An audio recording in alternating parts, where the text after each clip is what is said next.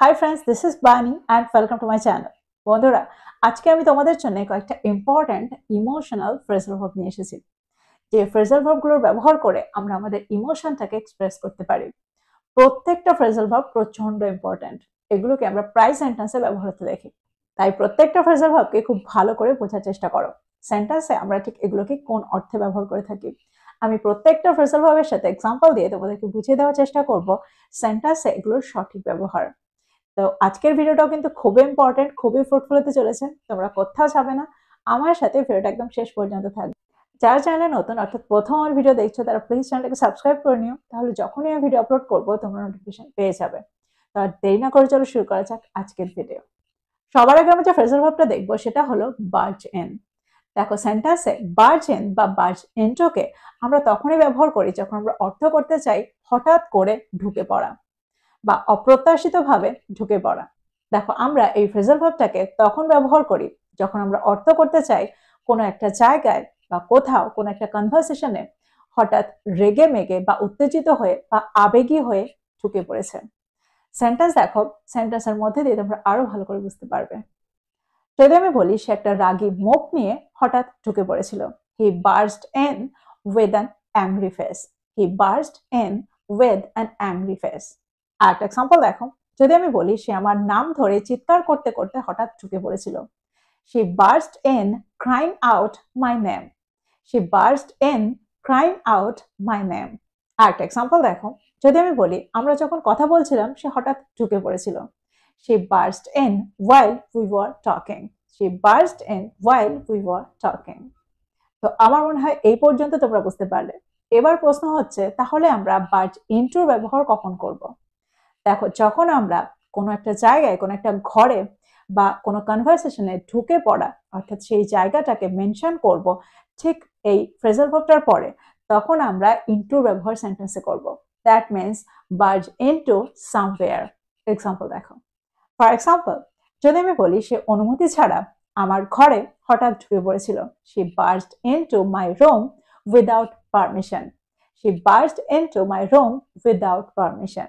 আর একটা এক্সাম্পল দেখো, যদি আমি বলি সে চিৎকার করতে করতে হঠাৎ অফিসে ঢুকে পড়েছিল, she burst into the office shouting.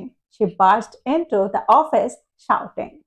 যদি আমি বলি সে আমাদের কনভারসেশনে হঠাৎ ঢুকে পড়েছিল, সে আমাদের কথোপকথনে হঠাৎ ঢুকে পড়েছিল, he burst into our conversation. he burst into our conversation. দেখো, এখানে আমরা বার্স্ট ইনটুর অর্থ এটাই বোঝাতে চাইছি হঠাৎ করে ঢুকে পড়া। তো এক্সাম্পলগুলোর মধ্যে দিয়ে আমার মনে হয় তোমরা বুঝতে পারছো এই ফ্রেজাল ভার্বটাকে আমরা ঠিক কোন অর্থে ব্যবহার করছি। এবার আমরা দেখবো এর পরেরটা হলো ব্রেক ডাউন। সেন্টেন্সে আমরা ব্রেক ডাউনকে দুটো তিনটে অর্থে ব্যবহার করে থাকি, কিন্তু আজকে আমরা দেখবো ইমোশনাল এক্সপ্রেশনে আমরা এই ফ্রেজাল ভার্বটাকে ঠিক কিভাবে ব্যবহার করছি।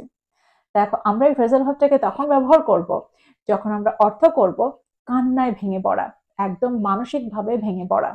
এরকম অর্থে আমরা সেন্টেন্সে ব্রেক ডাউনের ব্যবহার করে থাকি। এক্সাম্পল দেখো, যদি আমি বলি সে খারাপ খবরটা শোনার পরে ভেঙে পড়েছিল, she broke down after hearing the bad news. she broke down after hearing the bad news. যদি আমি বলি বিতর্কটার পরে সে কান্নায় ভেঙে পড়েছিল, he broke down in tears after the argument. he broke down in tears after the argument. আর একটা example দেখো, যদি আমি বলি সে অন্ত্যেষ্টিক্রিয়ায় ভেঙে পড়েছিল, he broke down during the funeral. he broke down during the funeral. তো তোমরা বুঝতে পারছো সেন্টেন্সে আমরা এই ফ্রেজাল ভার্বটাকে ঠিক কোন অর্থে ব্যবহার করছি। এবার যে ফ্রেজাল ভার্বটা আমরা দেখবো সেটা হলো ফ্রিক আউট। সেন্টেন্সে প্রায় তোমরা ফ্রিক আউটের ব্যবহার দেখবে। দেখো, ফ্রিক আউটের অর্থ হলো হঠাৎ আতঙ্কিত হয়ে যাওয়া বা হঠাৎ ভয় পেয়ে যাওয়া। এক্সাম্পল দেখো, যদি আমি বলি আমি একটা মাকড়সা দেখে ভয় পেয়ে গিয়েছিলাম বা আমি ভয় পেয়ে গিয়েছিলাম যখন আমি একটা মাকড়সা দেখেছিলাম, I freaked out when I saw a spider. I freaked out when I saw a spider. আরেকটা এক্সাম্পল দেখো, যদি আমি বলি জোরে আওয়াজটা শোনার পরে সে আতঙ্কিত হয়ে গিয়েছিল, সে ভয় পেয়ে গিয়েছিল, she freaked out after hearing the loud noise. she freaked out after hearing the loud noise.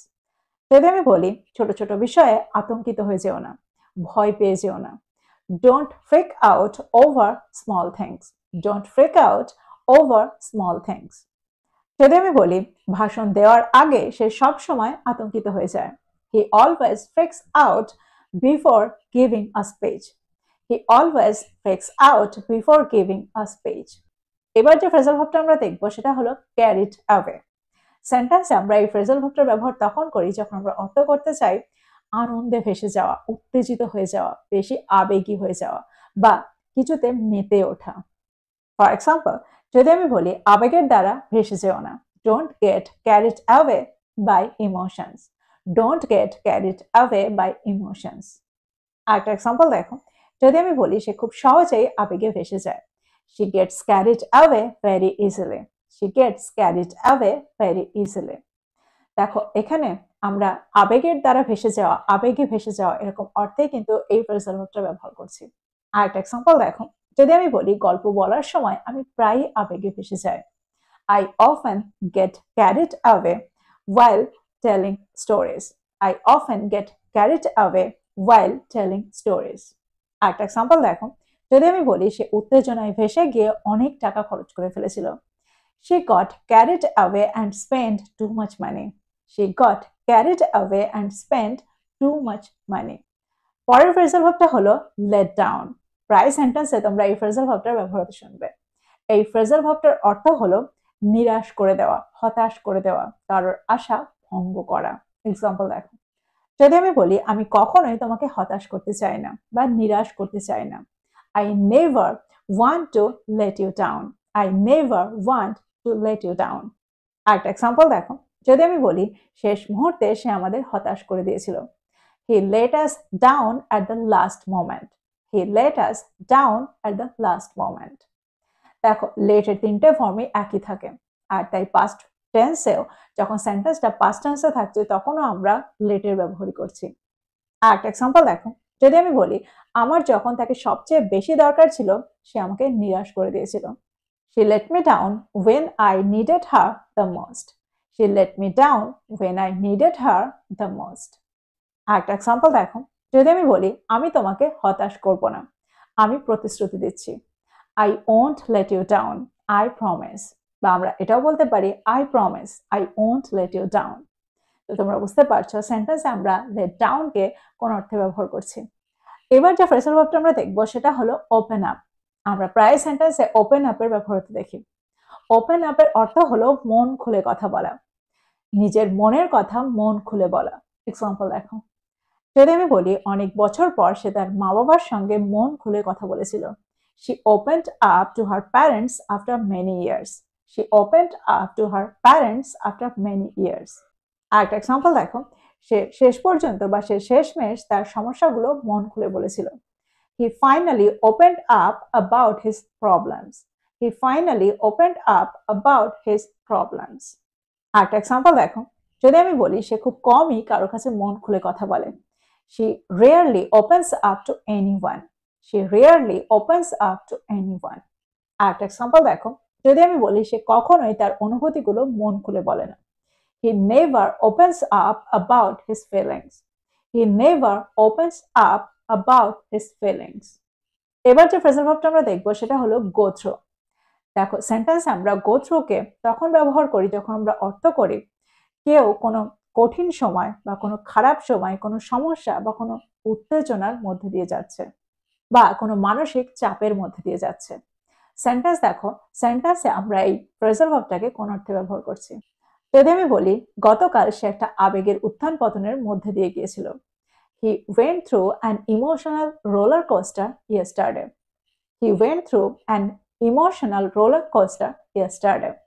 দেখো এখানে roller coaster, emotional roller coaster অর্থ হলো কখনো ওপরে কখনো নিচে। দ্যাট মিনস কখনো আবেগের চূড়ান্তে পৌঁছে যাওয়া আবার কখনো নিচে পৌঁছে যাওয়া। দ্যাট মিনস এখানে আমরা বোঝাতে চাইছি কখনো happiness, sadness, fear, anger, excitement etcetera. আর একটা এক্সাম্পল দেখো, যদি আমি বলি আমি জীবনের একটা কঠিন সময়ের মধ্যে দিয়ে যাচ্ছি, I am going through a difficult phase in life. I am going through a difficult phase in life. আর একটা এক্সাম্পল দেখো, যদি আমি বলি আমার নতুন চাকরিটাতে আমি খুব চাপের মধ্যে দিয়ে যাচ্ছি, I am going through a lot of pressure in my new job. I am going through a lot of pressure in my new job. তো এক্সাম্পলগুলোর মধ্যে দিয়ে আমার মনে হয় তোমরা বুঝতে পারলে সেন্টেন্সে আমরা গো থ্রুকে কোন অর্থে ব্যবহার করছি।